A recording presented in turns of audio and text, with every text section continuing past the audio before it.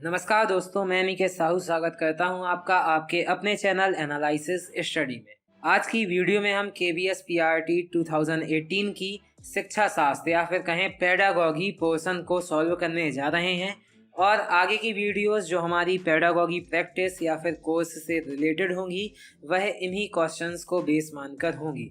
तो यहाँ पे हमारा पहला क्वेश्चन है, निम्नलिखित में से कौन शिक्षा के अवसर में समानता की महत्वपूर्ण बाधाएं हैं। तो हमारे जो यहाँ पे कूट दिए गए हैं वह है ए, शिक्षार्थी की आर्थिक स्थिति में अंतर, बी, जेंडर असमानता, सी, सार्वजनीय विद्यालय प्रणाली, डी, शैक्षिक संस्थानों के मानकों में अंतर। तो हमारे जो ऑप्शंस हैं, जो मेन बाधाएं हैं इसमें वह होगा शिक्षार्थियों की आर्थिक स्थिति में अंतर, बी, जेंडर असमानता और शैक्षिक संस्थानों के मानकों में अंतर। जो ए, बी, डी हमारा थर्ड ऑप्शन है वह सही होगा इसमें, क्योंकि जो सी नंबर है मतलब सार्वजनिक विद्यालय प्रणाली या फिर कहें कॉमन स्कूल सिस्टम, यह हमारा आंसर नहीं होगा, क्योंकि यह कोई बाधा नहीं है। कॉमन स्कूल सिस्टम में सभी बच्चों को, चाहे वह अमीर तबके का हो या फिर गरीब तबके का, सबको सम्मिलित रूप से पढ़ाया जाता है। हमारा नेक्स्ट क्वेश्चन है, निम्नलिखित में से कौन सामाजिक तथा संवेगात्मक रूप से परिपक्व व्यक्ति का गुण नहीं है। यहाँ पे नहीं होने की बात कही गई है। तो हमारे जो ऑप्शंस हैं जिसमें पहला है वह सामाजिक अपेक्षाओं पर खरा उतरना अपना प्रमुख लक्ष्य बनाता है। तो आप समझ सकते हैं कि परिपक्व व्यक्ति ऐसा कोई भी लक्ष्य नहीं बनाएगा कि वह किसी भी अपेक्षाओं पर खरा उतरना चाहे। तो हमारा जो इसका आंसर होगा वह पहला ही सही होगा। पर हम और भी ऑप्शंस देख लेते हैं कि जो सेकंड है वह दुश्चिंता एवं अंतर्द्वंद में अपेक्षाकृत मुक्त होता है। बिल्कुल सही है कि कोई भी परिपक्व व्यक्ति दुश्चिंता और अंतर्द्वंद से अपेक्षाकृत मुक्त होगा। हमारा थर्ड ऑप्शन है वह संवेगात्मक तनाव की स्थिति में संयम बनाए रखने में समर्थ होता है। यह भी हमारा राइट आंसर है।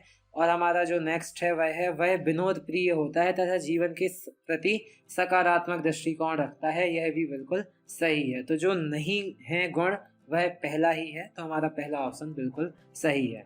यहाँ हमारा नेक्स्ट क्वेश्चन है, समस्या समाधान के द्वारा अध्यापन में निम्न में से कौन शिक्षक की भूमिका के रूप में सामने नहीं आता है। तो हमारे ऑप्शंस हैं, समस्या की स्थिति का निर्माण करना, सेकंड है समस्या को समझने, परिभाषित करने और कहने में विद्यार्थियों की सहायता करना, थर्ड है समस्या के समुचित समाधान प्राप्त करने में विद्यार्थियों की सहायता करना और फोर्थ है कक्षा में भय मुक्त वातावरण का निर्माण करना।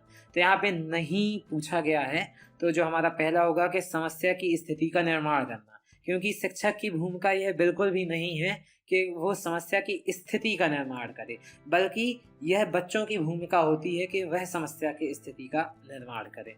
हमारा नेक्स्ट क्वेश्चन है, व्यक्तिगत शिक्षा योजना मतलब IEP का मतलब होता है इंडिविजुअलाइज्ड एजुकेशन प्लान, निम्न में से किस विचार पर आधारित नहीं है। यहाँ भी नहीं है के बारे में पूछा गया है। तो हमारे ऑप्शन है शिक्षार्थियों की वर्तमान विशेषताएं, सेकंड है प्राप्त किए जाने वाले व्यक्तिगत लक्ष्य, थर्ड है सहकारी अधिगम कार्यनीति का उपयोग एंड फोर्थ है योग्यता धारित समूहीकरण के आधार पर विद्यार्थियों का श्रेणीकरण करना। तो हमारा इसमें फोर्थ ही नंबर का सही आंसर होगा, क्योंकि नहीं पूछा गया है। तो व्यक्तिगत शिक्षा योजना इस विचार पर बिल्कुल भी आधारित नहीं है जिसमें योग्यता के आधार पर समूह बनाए जाएं विद्यार्थियों के। हमारा नेक्स्ट क्वेश्चन है, निम्नलिखित में से कौन बच्चे की भाषा समर्थता के विकास पर विद्यालय का प्रमुख सरोकार नहीं है। तो हमारे ऑप्शंस हैं, यहाँ भी नहीं है पूछा गया है। तो हमारे ऑप्शंस आप देखेंगे, उच्चारण तथा साक्षरता संबंधी विषय, शब्द भंडार का परिमाण बढ़ाना, भाषा उपयोग तथा निर्माण की क्षमता, सोचना तथा दूसरों के साथ संवाद करना। तो हमारा जो ऑप्शन होगा सही वह होगा सेकेंड नंबर, शब्द भंडार का परिमाण बढ़ाना। यह किसी भी भाषा समर्थता के विकास में विद्यालय का सरोकार नहीं होता है कि वह सिर्फ भाषा भंडार का परिमाण बढ़ाए। हमारा नेक्स्ट क्वेश्चन है, आरंभ के प्राथमिक वर्षों अर्थात कक्षा 4 तक गणित के अधिगम हेतु किस प्रकार के प्रयास किए जाने की आवश्यकता है। तो हमारे ऑप्शन है अधिगम कठिनाइयों का निदान करना, संवर्धित कार्यक्रम प्रदान करना, पाठ्यक्रम सक्षमताओं या फिर कौशलों को पूरा करना और कक्षा या विद्यालय जाने की नियमितता सुनिश्चित करना। तो यहाँ पे आप देख रहे हैं कि प्राथमिक वर्षों की बात की जा रही है। तो यहाँ पे एक पहला जो ऑप्शन है आपका अधिगम कठिनाइयों का निदान करना, यह भी शामिल है, पर मेन यहाँ पे जो आंसर होगा आपका वह होगा सेकंड नंबर, संवर्धित कार्यक्रम प्रदान करना। तो क्योंकि यहाँ पे जो अधिगम कठिनाइयों का निदान करना वह इसी के अंतर्गत आ जाता है कि संवर्धित कार्यक्रम प्रदान किया जाए, तो इसलिए सेकंड आंसर सही होगा। हमारा नेक्स्ट क्वेश्चन है, निम्नलिखित में से कौन कंप्यूटर की सहायता से अधिगम की विधि नहीं है? तो हमारे जो ऑप्शंस है वह है अनुशिक्षण मतलब ट्यूटोरियल, दूसरा है कवायद तथा अभ्यास सत्र मतलब ड्रिल एवं प्रैक्टिस सेशन, तीसरा है प्रतिरूपण मतलब मॉडलिंग, एंड फोर्थ है आंकड़ों की व्याख्या करना तथा निष्कर्ष निकालना। तो यहाँ भी कंप्यूटर की सहायता से अधिगम की विधि नहीं पूछा गया है, तो जो हमारी प्रतिरूपण है या फिर मॉडलिंग है यह नहीं है कंप्यूटर से अधिगम की विधि, क्योंकि प्रतिरूपण या मॉडलिंग में स्टूडेंट ऑब्जर्व करके सीखते हैं। हमारा नेक्स्ट क्वेश्चन है, किसी विद्यालय पाठ्यक्रम की सर्वाधिक सटीक परिभाषा है? तो हमारे ऑप्शन है पाठ्यक्रम की पूर्ण सारणी, विद्यार्थियों के क्रियाकलाप में वृद्धि लाने हेतु प्रयोग की जाने वाली सभी सामग्री, हमारा थर्ड है विद्यालय में संगठित अनुभवों का पूर्ण सेट, एंड हमारा फोर्थ है शिक्षार्थियों को दिए जाने वाले ज्ञान का कुल योग। तो यहाँ पे हमारा जो आंसर सही होगा वह होगा थर्ड, जो कि एकदम सटीक परिभाषा दे रहा है, विद्यालय में संगठित अनुभवों का पूर्ण सेट। यह हमारी बिल्कुल सटीक परिभाषा होगी पाठ्यक्रम की। हमारा नेक्स्ट क्वेश्चन है, बहुस्थिति का सर्वाधिक महत्वपूर्ण विषय है? जो कि हमारे ऑप्शन हैं विद्यार्थियों से सहयोग की मांग करना, कक्षा में विद्यार्थी संख्या का 30 से अधिक होना, विभिन्न श्रेणी वाले विभिन्न स्तरों के विद्यार्थियों की अधिगम आवश्यकताओं को एक साथ पूरा करना, और फोर्थ है समुचित अध्यापन अधिगम सामग्री मतलब TLM की व्यवस्था करना।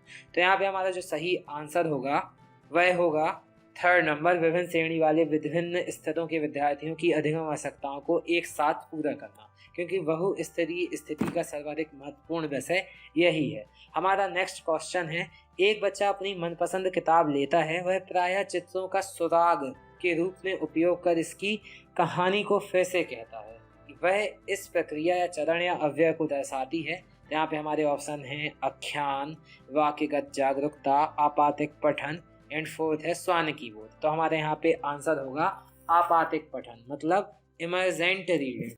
हमारा नेक्स्ट क्वेश्चन है, कोई शिक्षक बहुत प्रभावी हो सकता है यदि? ऑप्शन है हमारे, पहला वह अच्छी शिक्षण सहायक सामग्री का उपयोग करे, सेकंड वह विद्यार्थियों को प्रश्न पूछने में सहायता करे, थर्ड वह विद्यार्थियों की प्रवीणता में सहायता करे, एंड फोर्थ उसके विद्यार्थी उच्च अंक प्राप्त करते हैं। तो हमारे जो ऑप्शंस में हमें सही लग रहा है वह है second number and first number. Second में वह बोल रहा है कि वह विद्यार्थियों को प्रश्न पूछने में सहायता करे, और फर्स्ट में वह बोल रहा है कि वह अच्छी शिक्षण सामग्री का उपयोग करे।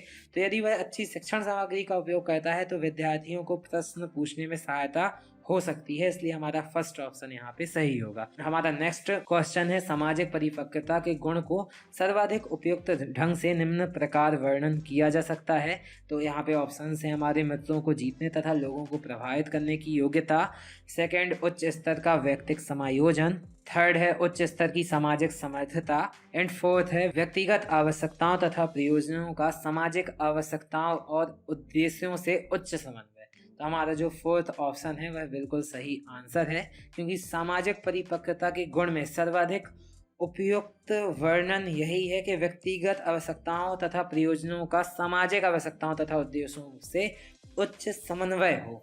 हमारा नेक्स्ट क्वेश्चन है, नीचे दो सेट दिए गए हैं, सेट 1 में प्याजे मॉडल के संज्ञानात्मक विकास को दर्शाया है और सेट 2 में उससे संबंधित विशेषताओं को दर्शाया गया है। उत्तर हेतु सही कूट का चयन करना है।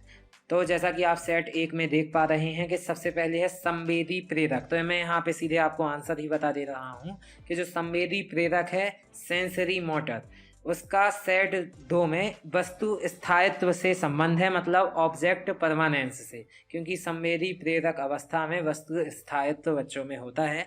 हमारा बी सेट ए में बी ऑप्शन है पूर्व संक्रियात्मक मतलब प्री ऑपरेशनल। तो यहाँ पे जो हमारा आंसर होगा वह होगा थर्ड नंबर, मतलब अहम केंद्रवाद मतलब इकोसेंट्रिज्म।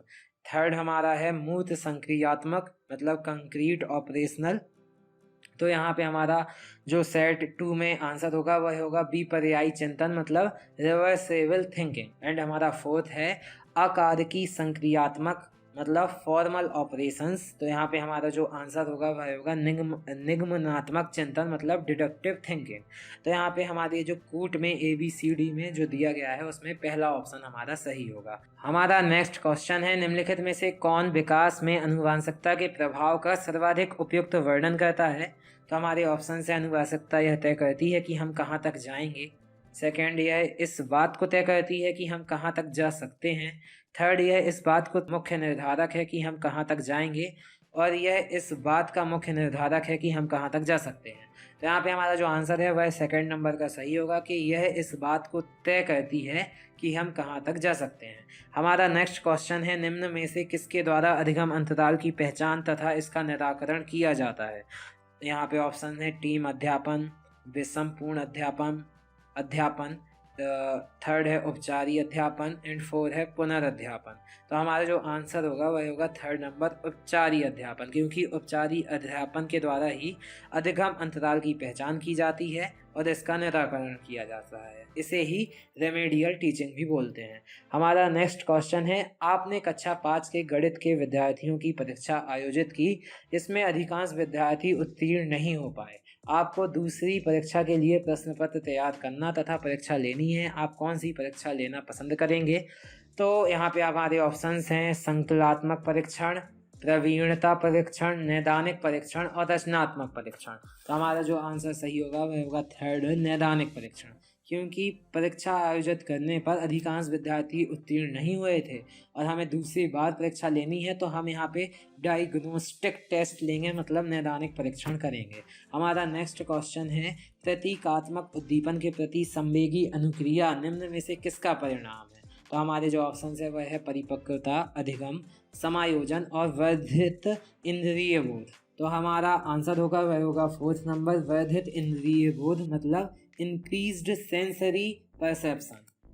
हमारा नेक्स्ट क्वेश्चन है, सामान्यीकृत विचार तथा विशेषताएं जो एक पुरुष तथा महिला में होनी चाहिए निम्न में से क्या है। तो यहाँ पे जो हमारे ऑप्शन है वह है जेंडर भूमिका, जेंडर समानता, जेंडर असमानता और जेंडर ऋण धारणा। तो यहाँ पे जो होना चाहिए वह है जेंडर भूमिका, मतलब जेंडर का रोल होना चाहिए। हमारा नेक्स्ट क्वेश्चन है, किसी विद्यार्थी की अनुचित अनुक्रिया को निपटाने का उत्तम तरीका है। तो हमारे जो ऑप्शंस हैं वह है विद्यार्थियों को पुनः विषय वस्तु के बारे में विस्तार से समझाना, विद्यार्थियों को यह बताना कि उनका उत्तर गलत है, नेक्स्ट है दूसरे विद्यार्थियों से सही उत्तर बताने के लिए कहना, और फोर्थ है व्याख्या करना तथा उत्तर देने के लिए दूसरा अवसर प्रदान करना। तो हमारा जो ऑप्शन यहाँ पे सही होगा वह होगा फोर्थ नंबर, व्याख्या करना तथा उत्तर देने के लिए दूसरा अवसर प्रदान करना, क्योंकि किसी भी विद्यार्थी की अनुचित अनुक्रिया को निपटाने का यह सर्वाधिक उत्तम तरीका होता है।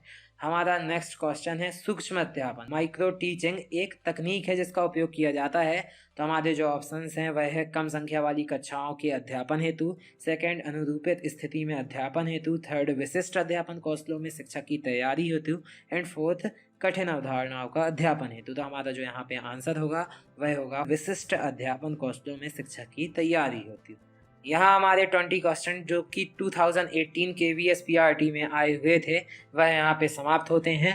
आगे की प्रैक्टिस इसी प्रकार आपको मिलती रहेंगी और इन्हीं क्वेश्चंस को बेस माना जाएगा आगे की प्रैक्टिस और कोर्स में। आपका वीडियो पूरा देखने के लिए धन्यवाद। और यदि ऐसी ही प्रैक्टिस और KVS की लगातार इन्फॉर्मेशन के लिए आप हमारे चैनल के साथ जुड़ सकते हैं। सब्सक्राइब, लाइक और शेयर जरूर कीजिए।